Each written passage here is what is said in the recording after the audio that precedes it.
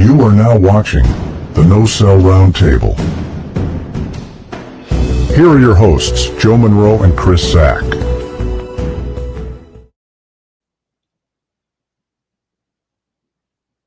Good to be back after a week absence. Hello, everybody. Welcome back to another episode of the No Cell Roundtable. I am one of your hosts, Joe Monroe. As with me is my good friend. He is the wizard of the roundtable, ladies and gentlemen. I'm talking about none other than the wizard, CZ. CZ, how you doing, brother? Man, it has been a really good day today. I've had a good workout. I got a monkey off my back that's been haunting me for about 6-7 months. I'm doing good. A monkey? I didn't know you had a monkey on your back. Is that even possible? We don't talk about it. Oh, okay. Must have been the bad monkey hiding in the closet. Anyways, oh, come on, it's a Family Guy reference. Nobody got that? I got it. All right. Okay. What's going on, Joey and Wizard and the others? What's going on, Rusty? Good to see you, brother. And, you know, we are not alone. We got a lot of stuff here. Not only are we going to be talking about Parka. I know there's a lot of confusion about that. We're going to pull that screen up. That's awesome. But we're going to talk about some other things tonight, too. I know you got something you want to talk about. I know we talked about it off screen. But before we get to talking about that, I want to give a special shout out to a good friend of mine, none other than Phenomenal Finds ATL. If you're looking for anything retro, check out Phenomenal Finds ATL at phenomenalfindsatl.com. They have a lot of stuff, which reminds me, our first guest I'm going to bring on actually got something from them a couple weeks ago. Ladies and gentlemen, one of the co-CEOs of the Wrestling Society Network, ladies and gentlemen, my good friend, Professor Bear. Bear, what's going on, brother? Nothing much, man. Just trying to recover from that trip to Texas. It was great. It was fun, but it wiped me out. I can't lie. Well, brother, tell them what you picked up from Phenomenal Finds. Oh, my goodness. I got the original Ric Flair AWA action figure. This is one of the first action figures that came out, and it was tremendous. He had the title belt, had the robe. They were just super nice and sweet, and I definitely will be going back to visit them to see what else I can find. Unless my wife kills me first, but you know. Yeah, well, I guess it was kind of my fault. It was great meeting you, Big Blue Bear. LOL. Well, you know what? It was great meeting you in person too, Rusty. Well, you know what? We are not alone, ladies and gentlemen. Yesterday was actually National Joe's Day. I didn't know that was a thing until my good friend here. He is third generation. He knows professional wrestling. He's got a very successful show. Ladies and gentlemen, you've seen him on here before. None other than Joe Panther the Third. Joe, quit playing with the belt. Hey, sorry about that, guys. I'm just shining the Podcast International Wrestling Championship. Sorry about that. She gets a little cocky sometimes. She's like, gotta make me look nice on camera, Joe. I'm sorry, real Goldie. Yes. Hey, what's going on, guys? It's me, Joe Panther the Third. Great to have you. Great to see you guys. Joe, do we need to talk about what I've told you when you first get your belt? You don't really talk to it. I thought you're supposed to name it. And no. You're not supposed to sleep with it? No. You hush. See what you can start. Okay, you know what? Next guest. All right, we'll discuss this off camera. Next guest. He is none other than the king of the 313. Ladies and gentlemen, please welcome my good friend Mike D. Mike D, what's going on, brother? What up, man? What's going on? It's been a minute. You know, we was on the Insane Clown Posse episode. Yeah. Yep. So, and now we're here to talk about Parka. I'm happy you accepted the invitation. Thank you for coming on, brother. And also representing Michigan as always. Oh, no problem. Just want to say go blue real quick. We got our game against Auburn, so hopefully we can pull off that W. Well, today's also the Tennessee and Kentucky game, and I'm sorry, Kentucky fans. Go Vols. Sorry, Bear. It ain't Alabama, so. You're the only man that I know that is an Alabama fan and lives in Knoxville, Tennessee. Hey, Alabama was going crazy on the threes last night. Oh yeah. Yeah. Shout out to Alabama, because they was looking like the Celtics. Hey, whoa. Don't compare them to my Celtics. But I'm happy to say, I know Canada broke up with the United States today, but that doesn't mean we don't have a good friend in Canada. Ladies and gentlemen, this is the first time being on here. Please welcome our good friend, Sam. Sam, what is going on, brother? Well, hey, man, Canada, USA will always be together, so I'm not too worried. Yay! You know what? To the wrestling fans, we don't care about that crap. Nah, fair enough. No. Fair enough. I mean, it is what it is. You can't look. I'm just one guy in Canada, so That is true. But, usually we have 6 people on the round table, myself and CZ included, but we decided to bring someone on very special. By very special, I mean so special that even Manders says he's special. Ladies and gentlemen, from Confusion Podcast, please welcome our good friend, Rob. Rob. Rob. You sure that's probably not DDP? Well, I don't know. You played that guitar pretty good. Rob, dude. We're supposed to talk about La Parka. Oh, not cosplay today. I thought we were doing the dub thing that he did for 10 minutes like he was Kai and Tai. Oh, my Lord. I thought we were getting all Russo-ific up here. CZ, we're going to have a talk after this show. Hey, I just want to point out, I'm pretty sure Rob is wearing a Live Laugh Lariat shirt, which is a very Manders shirt, and he hates Manders. I'm just throwing that out there. Maybe you lost a bet. Anyways, I'm kidding, Rob. It's good to see you. Thank you for dressing up as La Parka and actually doing a very good guitar chair. Or Yes. Guitar? Chair tar, whatever. We'll think of something. But anyways, gentlemen, we're here to talk about La Parka. You're probably wondering, why did me and CZ decide to do this? Well, not many wrestling fans know, well, diehard wrestling fans know, that the La Parka gimmick itself actually came back last Saturday as an appearance thanks to Vampiro. And I want to get your guys' initial thoughts on that first. So open round table, go ahead, let's talk about it. What's your guys' thoughts on it? Triple A is going to Triple A, baby. It's nice to see a mass wrestler like La Parka. He's always brought the fire. He's always had the fun outfits, and it's nice to see a La Parka character back. It brings the comedy back to wrestling. He's not all dark and scary. He's very funny. He does a lot of goofy things. His outfits are always different every show. If you know, over the years, La Parka, he's had like different color outfits. Red, he's had it blue, he's had it like spider webbed, he's been little tubes, it looks like little veins in the chest of the outfit, and just it's La Parka. Like you hear that dun dun dun dun dun dun dun dun, and then you see him coming out to the ring dancing with the chair, like, you know what I mean? Like, it's La Parka. Like, it's even the kids now would be like, why is there a skeleton coming to the ring? And then you have to show them old nitros, and they get kind of into it a little bit. Did he ever have a run in the WWE? No. The character, right? No, okay. Nope. I almost think like this whole La Parka thing, like when you brought it up to me, the first thought that I had was Penta's like the evolution of this guy. You know what I mean? Like, Yeah. and I almost feel with like Ray, Phoenix coming in and just the push that the WWE is giving to luchadors right now, like just I don't know how big of a push, but they're bringing in a lot of these big names. It almost makes sense that La Parka would kind of show up again. I got a theory on that we're going to get to later tonight on about that. Let's see. Okay, Rob, you're dressed up. What did you think of the resurgence of the character La Parka?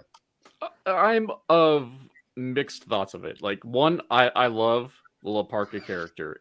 I find him to be one of the more entertaining luchadors, and for the past 30 years now.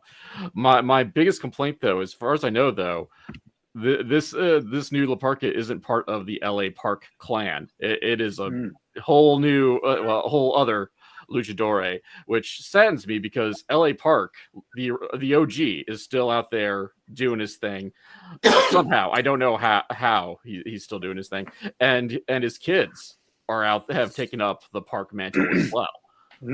La Parka, LA Park Jr. and El Hijo del LA Park. So I think it'd been nice for AAA to utilize a member of the Park family for this, but let's be realistic. The Parks don't always have the best relationship with AAA. That is true. Bear or Mike D, what's your guys' thoughts? Oh, go ahead, Bear.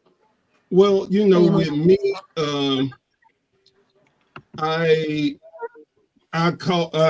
deep into wrestling lore and knowing things, but sadly enough, I did not realize that La Parka had been played by so many different people.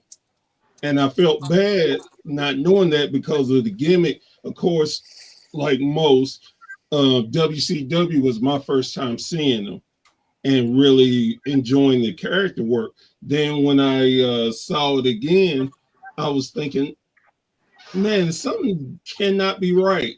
No, it can't be the same guy who's playing it. Then, like I said, I found out a little bit more. I enjoy it.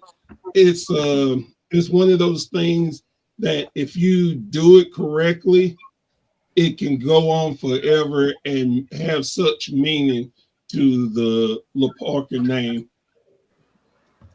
Right. Mike D? I agree with Professor Bear. I pretty much was gonna say the same thing. Like, it seemed like he was a real big character in Mexico. So if they could do something or have somebody play him to keep the name going and like still have his character legit, I'm all for it. There was when you said Vampiro had played him, this is my first time hearing it. So no, Vampiro introduced the new one. Okay.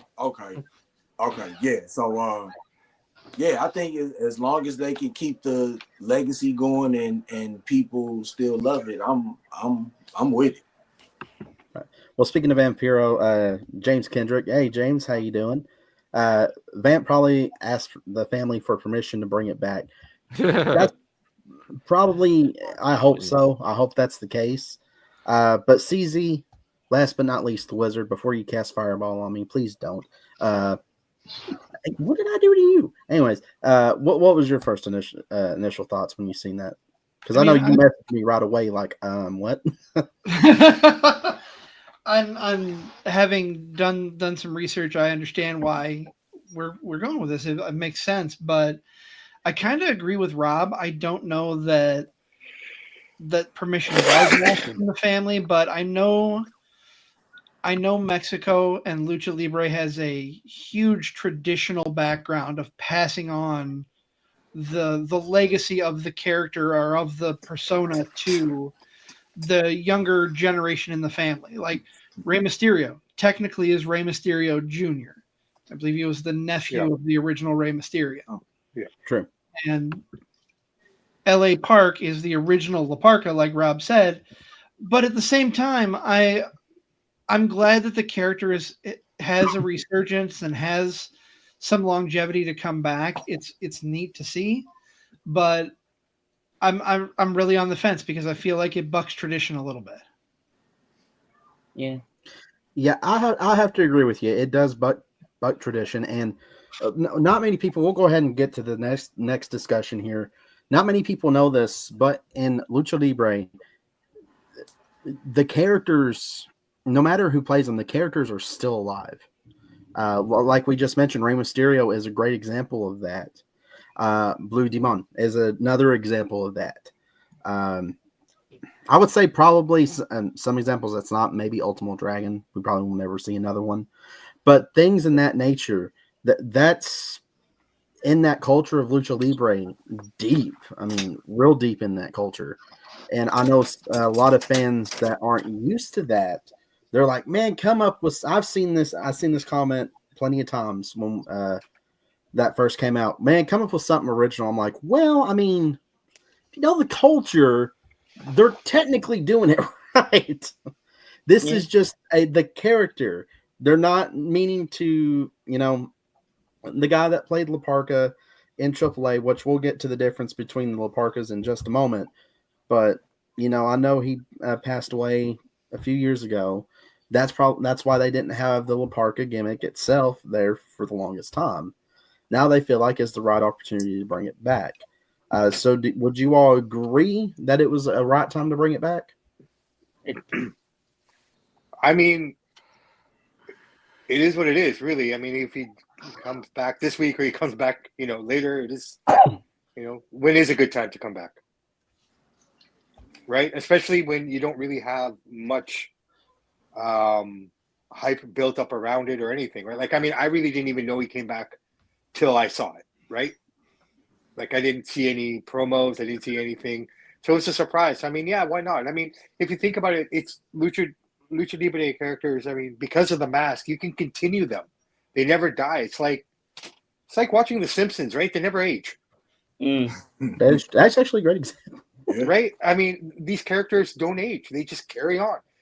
Who was the guy they had in WWE that they switched over a couple times? Sin Cara. Sin Cara.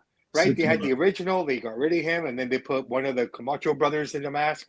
And, so it's easy to carry those characters on, I guess. I mean, that's the simplest way that I can think of it. It's just the character never dies as long as someone's wearing a mask.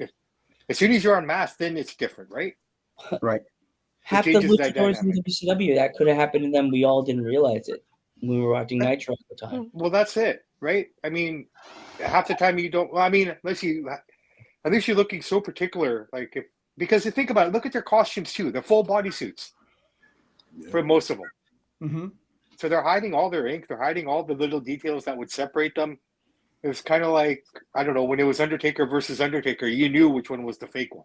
The big nose. The big nose and the tats, right? And 3 inches shorter. Exactly. Yeah. Right? So, that's the way I see it. It's just like it's a character that never dies. And I think that's what makes Luchador, so exciting. It's just from week to week, you never know. And, thinking, oh, shit, that guy just took such a serious hit. Yet here he is again the next week doing more than he did the week before. So that's my take on it. That's what I was going to say. It's a tradition. Yeah. And for Lucha Libre, I'm all about it because it's their tradition and it's what's exciting because, again, you never know who's going to play that role. Or then you can have, like the example, the time DDP played La Parka and jumped Randy. It was most people had no idea because he did the mannerisms so well.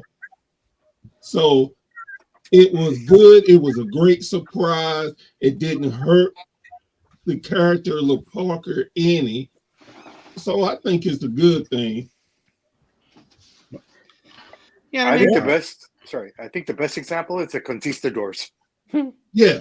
I was going to say that. Yeah. Who knows? I mean, it's not like they're trying to pass off two people that are not who the characters are, like Razor and Diesel back in the day. This is something they're passing a tradition on within the Lucha Libre tradition, whether they're family or not. It's still that passing of the torch to them. Mm-hmm. I mean, like I said, I think it bucks tradition by it not being someone directly related to the original, but they're always going to live on. The Mexican people, the Lucha Libre fans, are going to look back and say, yeah, this guy has always been great, whether it's been number 1, number 2, number 3, or so on. Right. Yeah. Very true. Rob, Mike, anything you all want to add? I think it's just also important to think again. We've kind of hinted at it, but like we really need to think about this as coming from the lucha culture and not the North America. I guess Mexico's North American. But we'll say U.S. and above wrestling scene, wrestling culture, because there are a world of difference of how wrestling is perceived in lucha libre compared to say the American wrestling style. And so when as I say, like, I'm not so high on it. Like, this is just me speaking like an ignorant American. Like, that's, that doesn't pay that much attention to lucha culture overall. Yeah, I'm just gonna say, Japan has that same legacy too. Yeah.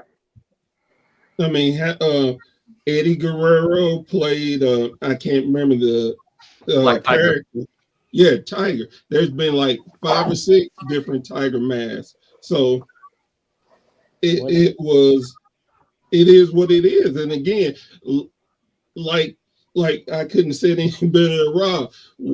A lot of times us Americans, no offense, but we're just blind to whatever is in front of us, and we don't look at anybody else's culture or follow their thing until we get some kind of excitement or someone gives us that smartens us up about it, someone else's tradition. So I got to agree with you, Professor Bear, because most Americans think we still live in igloos. So exactly. I was shocked. I was shocked last week when they told me you wouldn't. I'm like, what the hell? I'm telling you, man. Yeah, I think you guys get more snow than me. I just think, if it's part of the lucha libre culture to keep certain characters alive, keep the legacy going, I'm cool with it. You know what I'm saying? And last time we tried it with Razor Ramon and Diesel here in here in America. You know how that went. So, but do you think they actually were trying to do that, or was that more of a work just to get that attention? I think that was more of a work. Yeah, right? I'm just trying to take a shot. Yeah, sort of kind of Razor was Canadian too. Oh, that is true. He was. But, let's get down to, gentlemen, Rusty brought up a good point. We're going to go ahead and discuss this. Is it true instead of La Parka, he was also called L.A. Park? So, to answer your question, Rusty, if you're still watching, L.A. Park is actually the OG La Parka. What happened was whenever that La Parka went on to the WCW, AAA still had the rights to use the La Parka gimmick. So they had someone else who was La Parka for the longest time until his passing, be that in AAA, while the La Parka that we know, United States and above, knows the La Parka, the chairman, who also spoke a little jive, apparently. God, I just rewatched those, by the way. We'll talk about that in a second too. It was was fed through us to our television sets. So that's the biggest point. But let's focus on the OG La Parka for just a moment. Let's talk about the WCW run. Because, God dang it. If there wasn't such a great character that I can remember, I know my grandpa Robert, he just passed away. That was actually one wrestler we would watch on WCW too.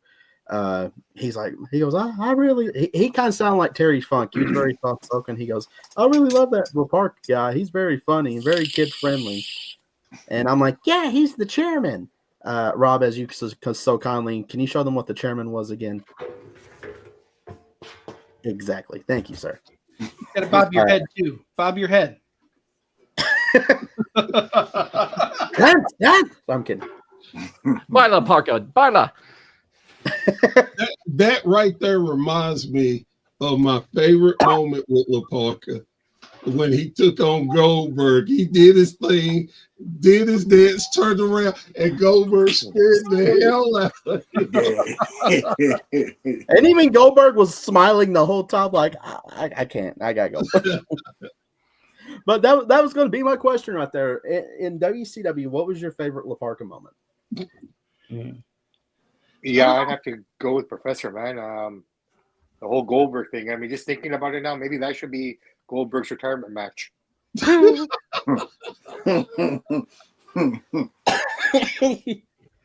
So- let him get retribution. Right? Besides the Goldberg, I don't know that I have a specific moment. I just love that he was part of the WCW mid card scene, the workhorses of WCW that really held that company together Yeah, and made it true, great. true.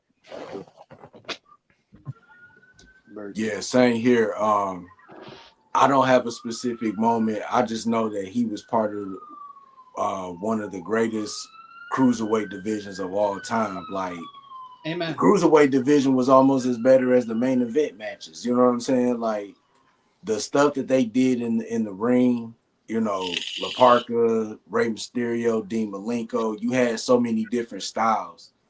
And I just remember, you know, his entrance coming out doing the little dance, and I remember it being on a video game and stuff. That's what I really remember about him. And of course, the one time, like Professor Bear said, when DDP disguised as him, yeah, that's just really it. You know, just him being a part of the great cruiserweight division in WCW. Joe Panther. Hey, welcome back. Hey. Yeah, so yeah, with La Parka, that there's moments, as you said, with Goldberg, like it's more for me than a legitimate match. As I said, his outfits always made you go, man, who's his maker of his gear? Like his masks, is just so many different ones. Like I talked about, he had the chest plate that had the little veins in the chest that looked like little veins that probably had like Kool-Aid or whatever, and then you see the red or yellow or orange, and you had ones with spiders on it, like different scary versions of La Parka that you see that you're like, oh man, no one's gonna want to remember. No one's gonna remember this La Parka. Or he wore yellow, or he wore red, or he had like red on the face, or blue on the hood, and then or the black and white like he's wearing, or like when he was part of LWO. Sometimes he wore like the Mexico colors. Sometimes he wore like the traditional hoods. Then, so in AAA and or like in Mexico, the La Parka costume wasn't always black and white. It was sometimes red, sometimes it was yellow, sometimes it was orange. He had different colors. Like they kind of like kept him in the same type of gear all the time, but I think La Parka wanted to flip it around and change it around sometimes with the gear. So for me, a different outfit always sticks in my head, like the yellow or with the spider webs on it, or like he would come out looking different for a different show, like a certain pay-per-view like Halloween Havoc. He would be like look like scarier than most shows, and you're like, wow, La Parka really showed up with his gear today. Made the wrestling he was wrestling look like a Chavo, or he's facing Ray, or he'd be maybe Ultimo, or whoever he'd be facing. The gear was always like, it made you pop, made you go, oh, this is gonna be a good match, or it may not be good, but the outfit was cool. Like, yeah, that's what I feel. Rob or CZ? What was your favorite moments? I mean, the Goldberg one stands out the most. And then for me, like because I like stupid things in my professional wrestling. Obviously, I was a fan of the Kai and Tai ripoff once Russo came along. So especially because Parka didn't seem to be aware, like wasn't saying what the dubbing was, unlike Kai and Tai, where they like just did a bad, kaiju ripoff. Parka would like to be doing this thing, and then the voice would say something, and Parka would just be like, and just like begging off, like the voice would be like threatening Goldberg, and Parka would just be like on his knees, like shaking in fear of what the voice was saying, and the comeuppance that was going to come his way because of it. And I always thought that was entertaining. But that's, I mean, for me, like that's the legacy of Parka. Really, like so many of the luchadores, like I hate to say it, like for the most part, like outside of like maybe like Psychosis and Ray, who like were amazing. Like Psychosis had the fancy mask and a big old mane of hair too to differentiate himself. Like so many of the luchadors didn't really differentiate themselves from each other. Just a bunch of guys that flipped and was going to put on a banger of a show. But you knew what a La Parka was coming out in his skeleton gear. True. CZ. I already said my piece on this one. I talked about him being part of that mid card scene, that tradition. Oh yeah. True. CTE is real. I can't remember what I did yesterday. Okay. So Rusty commented here. He said his favorite was his job talking promos at WCW. I rewatched probably all of them. Who was the voiceover for that? I don't remember. I could not for the life of me figure out. He's jive talking. It could have been Cat. I thought it was either Ernest the Cat or if it was Teddy, but I don't think Teddy Long was in WCW at that time. It would be Norman Smiley. It could be Screaming Norman Smiley. I forgot. Yep, that could be true as well. I might have to go back and watch some and see if I can see. Yeah, I'm glad. But that I was sitting there, I was like, this would go over. Could you imagine that La Parka and R-Truth teaming up for a tag team? Oh my god! When I heard that, I was like, oh my god, him and Truth, tag him up right now. Let's book it. Be like Bonesy. Bonesy, what are we doing this week? You can't say anything in English. Do I have to learn Spanish now? What's going on, man?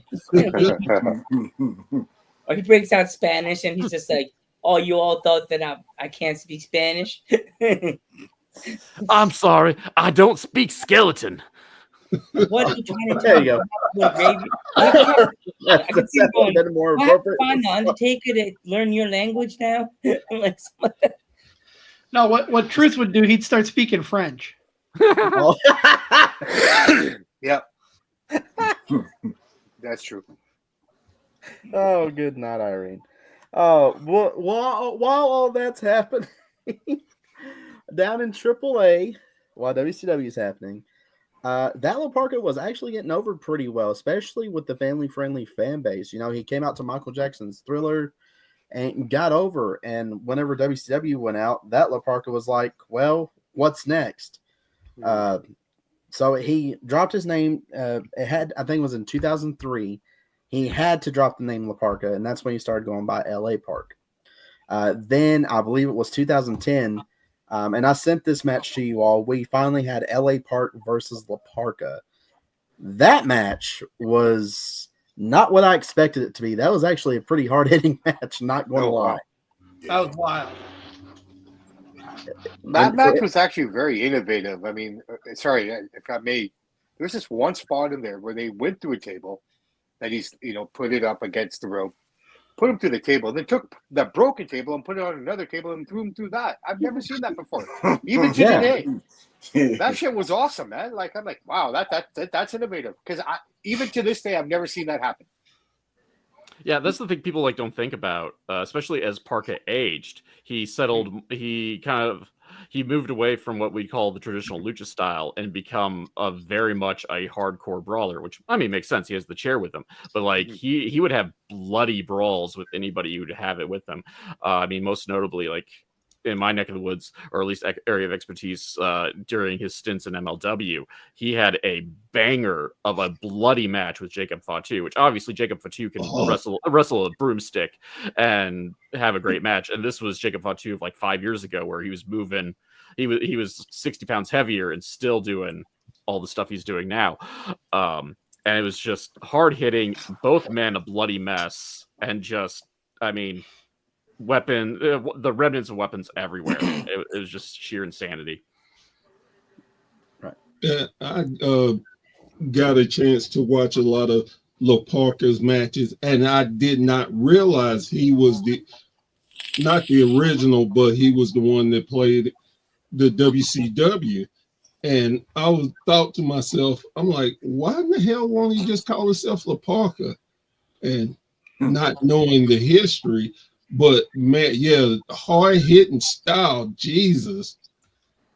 I've seen a few different matches where I was like, who in the hell is this? And Why is he not jokey? Right? So, Joe, quick Panther, question, guys. Yeah, what's up? Sorry.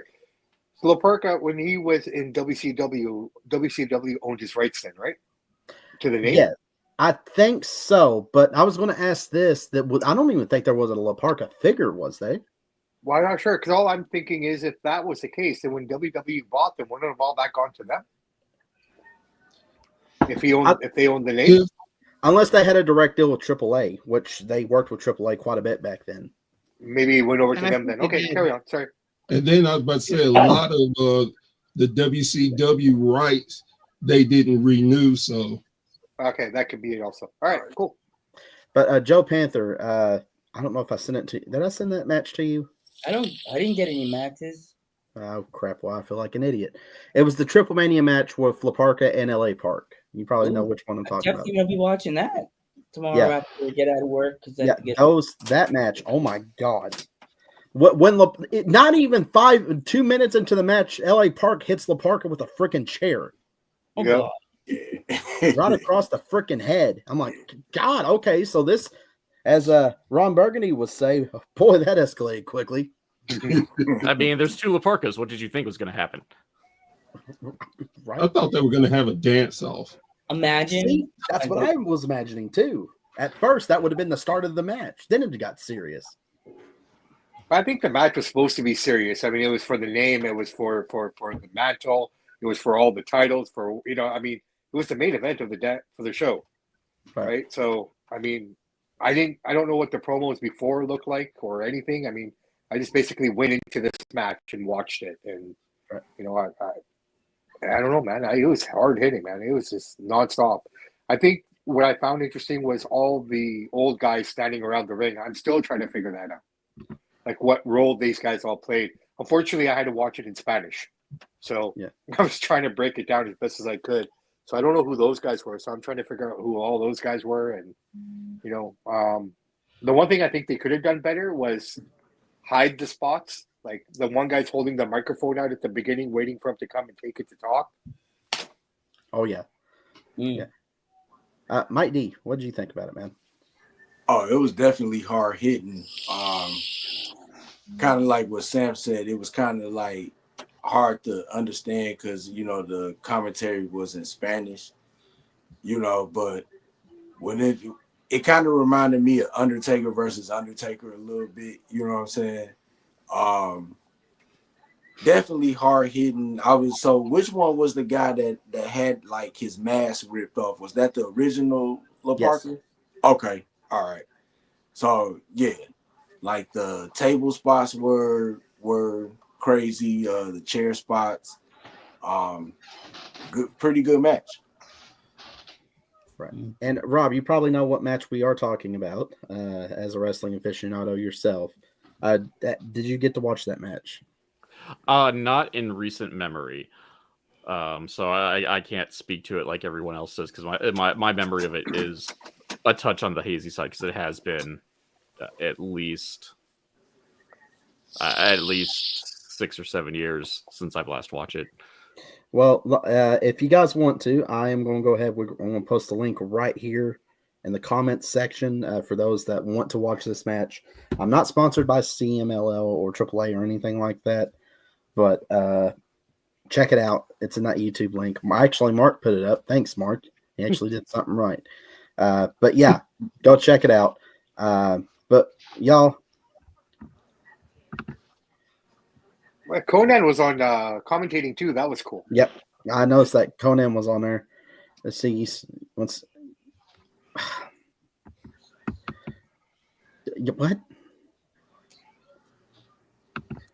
Okay, Rusty, whatever you say, buddy. We love you, buddy.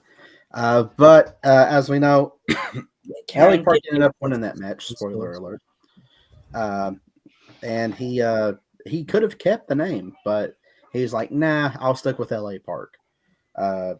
And they kept that until the AAA's La Parka ended up passing away during an event.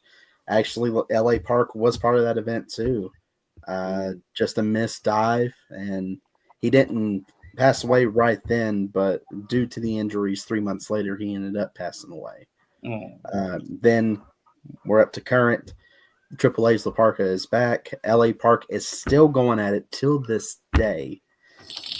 Okay, let's talk about we talked about Triple A's La Parka coming out. Let's talk about LA Park still going at it to this day. That guy's got to be up there in age, but he can still go. What's your all's thoughts on that? I find it insane that he's still in the game and still hitting those ropes and like taking the bumps and all this stuff like that. Because a lot of I can't say that because Ric Flair is still taking his bumps in the ring. Like there's some like indie wrestlers that are still in the game, male and female, that are still wrestling. So you can't really say that because there's some indie wrestlers. The gentleman that was in the new era of WWE, I can't remember his name. He's in the indie scene around by me a lot, but ISPW. He wore the pink and black. He wore like a fedora, and it was like black and pink.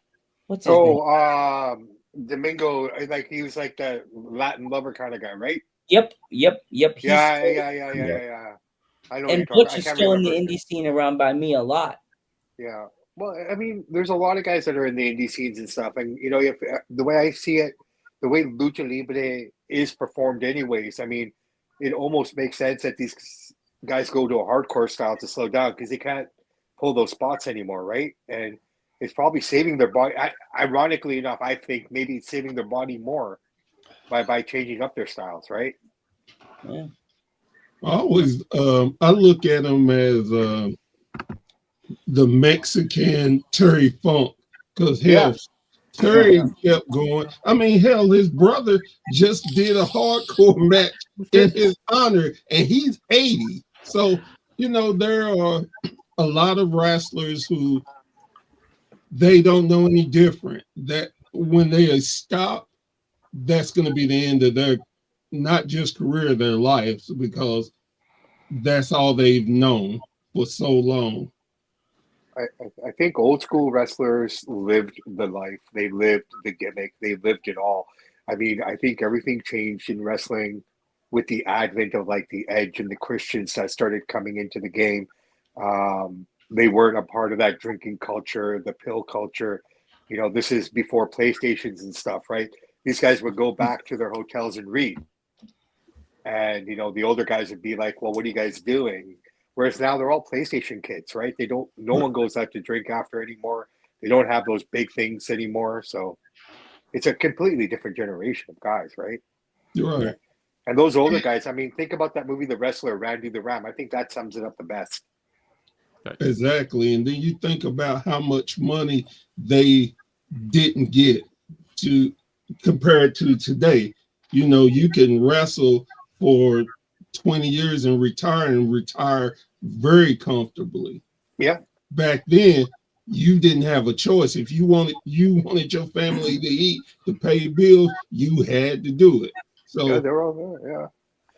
And the return on it for most of these guys was horrible. Look at Kamala. I mean, I feel so bad. Like he was one of my favorite guys growing up as a kid, and to end the way it ended for him, it was just horrible. Like, I mean, and that's just one story. There's so many guys from the rock and wrestling 80s, as I call them. It's just like are just suffering horrible lives right now because Abdullah. There was Abdullah. Yeah. But that guy created a lot of his own problems, man. But the point being, though, they couldn't make the money that they make today. They sacrifice for the generation here and now, and that's why I'll always say, show proper respect to your elders, because without them, you wouldn't be where you are now. You wouldn't be able to make the money you do now. I don't even care if you like Scott Hall, Kevin Nash. If it wasn't for them, you would not be making the money you're making now. So show proper respect to the ones that came before you, and be able to be humble enough when someone comes behind you and asks for advice, give it to them. Because where would you have been if the older generation didn't give you advice? Well, that's it, man. I mean, a lot of like back in the day, the younger generation would love to hop in the cars with these guys and take everything in, and then the next generation that came up after them don't want to do any of that. I think we talked about it before with William Regal and Daniel Bryan in AEW. They actually took time out of their schedule to set up time for the young talent to come and learn, and no one showed up. And that's ridiculous. Mike D, CZ, or Rob, what's your guys' thoughts?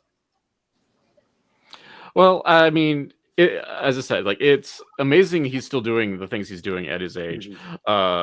Just because, like, yeah, he's more of a brawler now, but he still pulls out a tope suicida, which actually is impressive because I'm not sure how he fits through the ropes. He's quite rotund right now.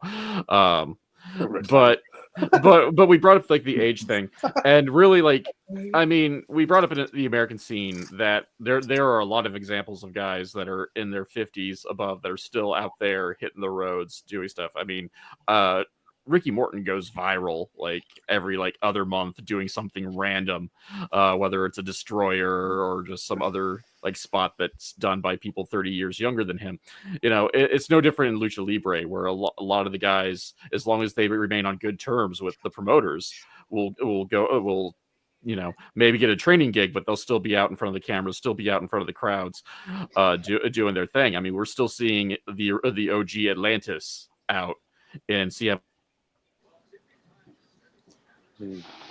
Yeah, I'm cool with it. The original La Parka is still wrestling. We got a lot of wrestlers that be still wrestling over 50. Some are good, some are bad. I feel like as long as you can still perform and the crowd is entertained, why not? You know what I'm saying? And look at what Sting did in AEW. Even though he was still kind of like part time.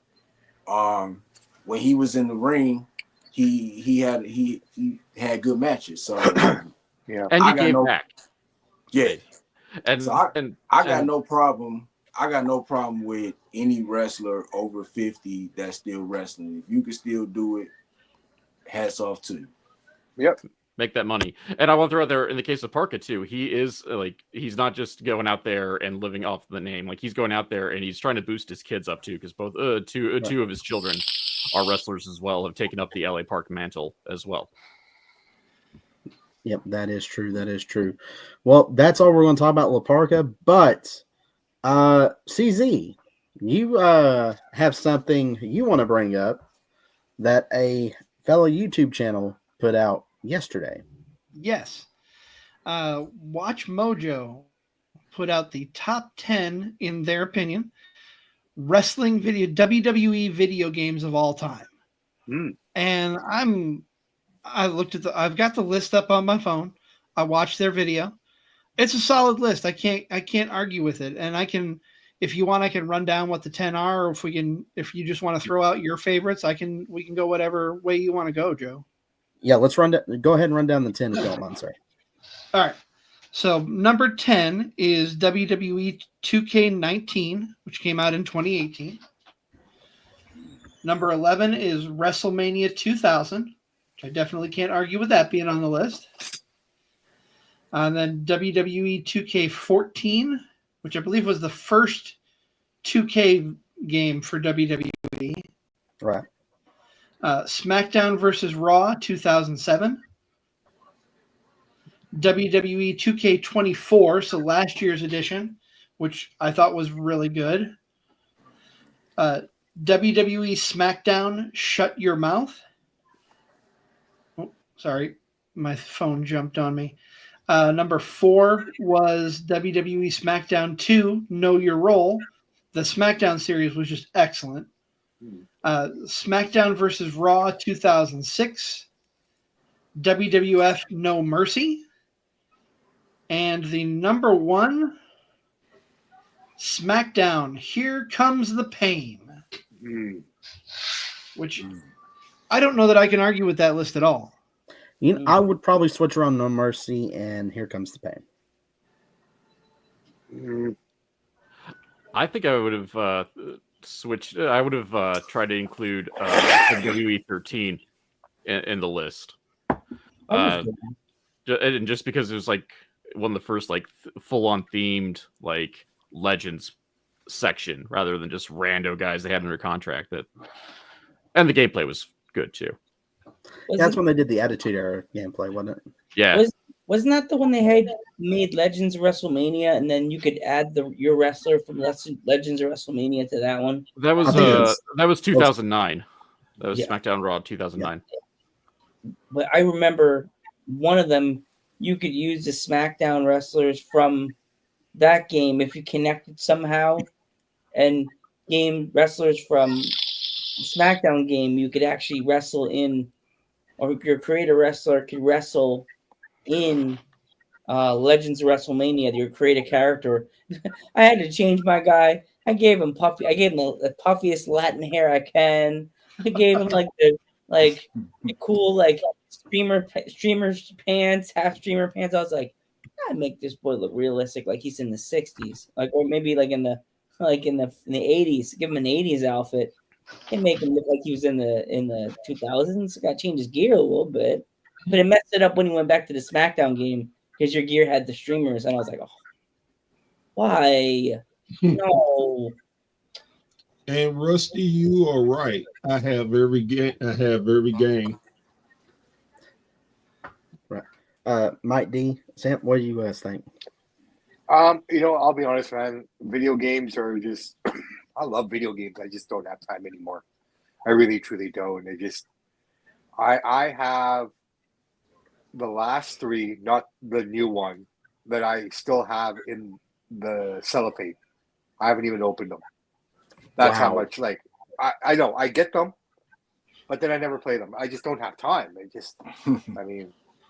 That's the problem. But for me personally, though, when I did have time, SmackDown, Here Comes the Pain, that was my favorite game. I finished all the modes. I did everything in it, and that stands out for me as well. But for me also, the arcade game, Superstars. That was the shit, man, with the Road Warriors, Ultimate Warrior, Hulk Hogan, all the Mr. Perfect, Earthquake, right? That was my favorite game of all time. If I'm not mistaken, that was an honorable mention, wasn't it, CZ? Yes. Yeah, I don't know how many quarters I wasted. I'm still hunting the game. I know I can get it, and I'm trying to get it at a decent price. I will have it though. I saw it in Seattle for $1,500. Yikes! Bear's like, I can swing that. Well, mind you, that was 10, 12 years ago. Well, here's the kicker though. I can get it because I do have a standing arcade machine, and it has over, I think, 60 games on it. I can upgrade it and get it, but I've been trying to be a good husband and take care of bills, so I haven't went at it yet. But hopefully a birthday or anniversary coming up soon, so maybe I can kind of talk her into it. Mike D, what do you think, brother? I know one of my favorite WWE games. Which one was the one that the version that had GMO for the first time? That's 6? 06, I think. I think so. Yeah, I know that was one of my favorites. And then I remember when they still had GM mode, and then that's when they had the ECW brand, and you could kind of control all 3. So those are my favorites. I'm surprised WrestleMania 2000 from the Nintendo 64 and WWF Attitude from PlayStation. Yes. was not on that list. Yes. Attitude was a good game too. Yeah. I remember I used to work in television, and I worked the night shift. We had 3 or 4 hours to kill between the 6 o'clock news and the 10 o'clock news. I'd bring my PlayStation into work. We'd go up into the conference room where there was a giant TV and play Attitude just to pass the time. That's what's up. I remember when everybody was all obsessed with the Attitude game, and then the ECW game came out, and everybody's like, "This is almost exactly the same." I'm like, "No, it's not. They're actually able to bleed the right way in this one." Yeah. I'd love to play video games now, man. But I mean, I gotta agree. I thought about doing like a little series, maybe if I can get a capture card, trying to get the old 64 games and stuff up. But a lot of people are liking the 2K content, so I may need to get back on that. Which, spoiler alert, guess what? Tomorrow we're bringing that back officially on the Joe Monroe Show YouTube channel. Sorry, Bear. Sorry. Bear's like, go for it. We need some content. Dang it. He's vincing me right now. Do it, dang it.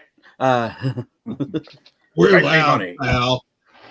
I wouldn't mind one of those Neo Geo machines either. Oh God, yeah. Fire Pro Wrestling, get some of that content going. You'll get tons of views. Oh, love me some Fire Pro. Not the American one, the Japanese one that actually get the crazy matches. My roommate from college, he'd play that religiously. Bear plays it religiously from what he's told me. I've sent CZ a couple clips of my exploits in Fire Pro, and if you go to my TikTok, there is footage of my creator wrestler winning a cage fight against Jushin Liger via knockout with a kick to the dick. Oh man! KO. That's how hard I kicked him. Field goal. With my battle cry, meow. Oh my God! All right, noises. Oh, good Lord! What's more humiliating, getting a cock shot or being told meow after? Meow after. Well, there's a guy that I always make him upset. Anytime I walk in the kitchen, I'll randomly be quiet, walk over, and go meow. He's like, no. I mean, you are Joe Panther, so that makes sense. Yes. I go, yeah. And then just keep walking. Well, gentlemen, I appreciate you all coming on. Joe Panther, where can the fond folks here find you at? You could find me on the Joe Panther Variety Show on YouTube. You could also, if you want to follow on Facebook, you could find me under The Real Dudes at Ringside. I'm live every Sunday. Mondays, I do my nerd culture friend with my two friends, Rain and Valerie. We talk about all things nerd culture from the 80s, 90s, and 2000s.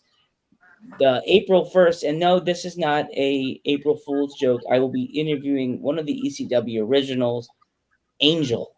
Oh, wow. Ooh. Yes. She'll be coming Very on the cool. Ringside podcast. We'll be live at 7:30 p.m. EST. Come and asking questions. Come have fun. And it's not an April Fool's joke, fake people. It's real shit. Sorry, Joe. All right. Bear, what do you got going on?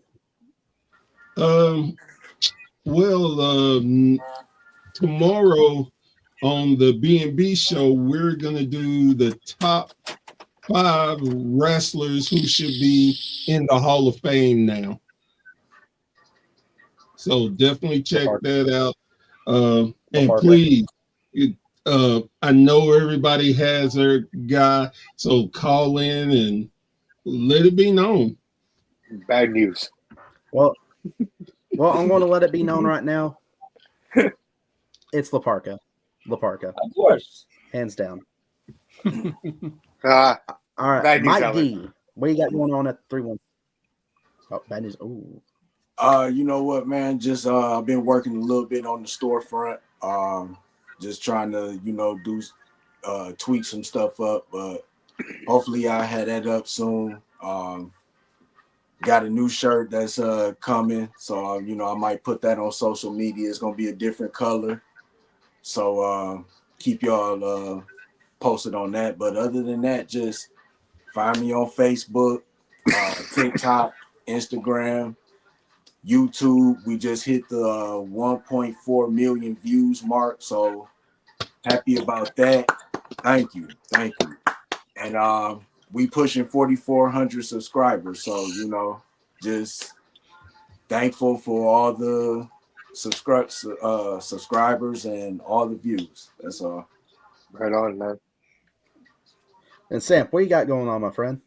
Well, I'm Sam. We're Samp and Chance. Basically, you can find us everywhere at Samp and Chance. We do wrestling and boxing. That's the difference here with us. Tuesdays are our wrestling show, so we're heavy into the WrestleMania season. Trying to find nice things to say about AEW every week. You know, but you know, but yeah, we predominantly wrestling on Tuesdays, and on Thursday, Friday, we release our boxing show. This week, we did a tribute to George Foreman. Just looking back at his life, George was one of those kind of characters. He entertained two separate generations of people, my dad and us. You know, I mean, the George. Some people know him from the George Foreman Grill. Don't even know he was a boxer. So, you know, a big loss to the boxing world. But yeah, that's what we're doing. Working on a bunch of things behind the scenes. Hopefully, some of this will start to come out in the late spring, early summer. Very excited for what we potentially have. Like Mike, thank you to our YouTube community. I don't know if we've hit it yet, but we're very close to 6,000 subscribers on our YouTube channel. Thank you. And you know, we're just grinding away, man. I'll end with my thing. Is just guys, gals, everyone who's listening. Remember, it's about hard work, patience, and having faith, man. You know, it intertwines one another. All 6 men here, including myself, we're kicking ass, man. I'm so proud of all you guys. I've only met CZ and the Panther and the Parka top there, you know, just right now. But I'm proud of everyone here, and without us supporting one another, fuck it, man. I love it. Thank you guys so much. All right. And La Parka Rob, what do you got going on at Confusion Wrestling? Oh, the Confusion Wrestling podcast drops every Friday on your podcasting platform of choice. This week we have semi-professional wrestler and promoter of Old Wrestling, Marion Fontaine. Interview I'm really proud of. Just because I had so much fun doing it. Old Wrestling is just I don't know if anybody's seen Old Wrestling, but it's such a fun wrestling show, and be able to talk to him, and he pulls back the curtain just a touch. It was fascinating, and I got to nerd out. It was great. Awesome. But if you care to listen to it, as I said, Confusion Wrestling, got a hyphen between Con and Fusion. You can find me on the socials. TikTok and Facebook is at Confusion Wrestling. And then Twitter, Blue Sky, Instagram, and YouTube are all at the Nova of Cass. Sweet. Well, CZ, you've been on a journey, my friend. How's that going? Man, it's going pretty good. I am rapidly working on becoming the hardest working wizard in wrestling podcasting. This is my second of 6 podcasts in the next week. First one was this past Wednesday, our second episode of Wrestling with Fitness, my monthly accountability podcast with Zach Dacus, talking about our fitness journey. I'm trying to lose some weight, trying to get in better shape. Obviously, I'm here tonight. And then we've got 3 shows over the weekend on the Card Subject Change front. We're in Waterloo, Iowa, broadcasting for the Absolute Pro Wrestling organization, doing a pre-show podcast. Cool. We are broadcasting from a local card show, going to talk wrestling cards and other sports cards, Sunday morning. We have our normal interview Sunday night with a gentleman who came from the Black and Brave Academy by the name of Nasty Nick Nolan. The one I'm most excited for, though, next Wednesday, we have for the second time, we had a short interview with her a year ago, the original Glow Girl from the Gorgeous Ladies of Wrestling, talking about her new book, Hooray for Hollywood. We have Hollywood coming on. Hollywood is the sweetest person in the old school indie scene. I've interviewed a lot of people, but Hollywood is an absolute doll. If you tell her Joe Panther III says hi. She's so awesome. And I actually had her on talking about the book before the book was actually out to be published. And I'm so proud of her. That's so cool that she actually got a chance to release a book. Most people say it's going to happen. The book never actually comes out. You know what I mean? Like, and we're all going, what happened to the book? Like, she was talking about the book with me before the book was even a thing. She was like, I'm writing a book. I was like, okay, cool. And then she finally came back on, and she had the book. And she was talking about the book and everything. So, yeah. Well, awesome. y'all are doing big things. I'm going to try to get back on track. I know since my father passed away, it's been a hell of a journey. I'm proud to say he is home. He was cremated. He's in his urn. He is safe. It only took us 2 months to get him there, but we got him. So I'm dealing with that. But and I want to publicly apologize to you, the viewers, and to you, all my friends. I've been slacking a little bit over it. But we are going to be back on track with everything, not only here on the roundtable, exclusively going to be staying with WSN. I got some stuff exclusively for the YouTube channel and something for the Facebook page I'm kind of working on. So be prepared and be on the view for that. Tomorrow, I know I messed up and said we're going to do some 2K stuff on YouTube. I meant to say we're going to do it on Twitch, not YouTube. It's going to be on Twitch. So be on the lookout for that. Other than that, y'all, this has been the No Cell Roundtable. Join us next week. I don't know what the heck we're going to talk about. We're going to talk about something. So join us next week, and we will see you all then. You take care. Sweet. Awesome. Hey, do you guys watch SmackDown? Not yet.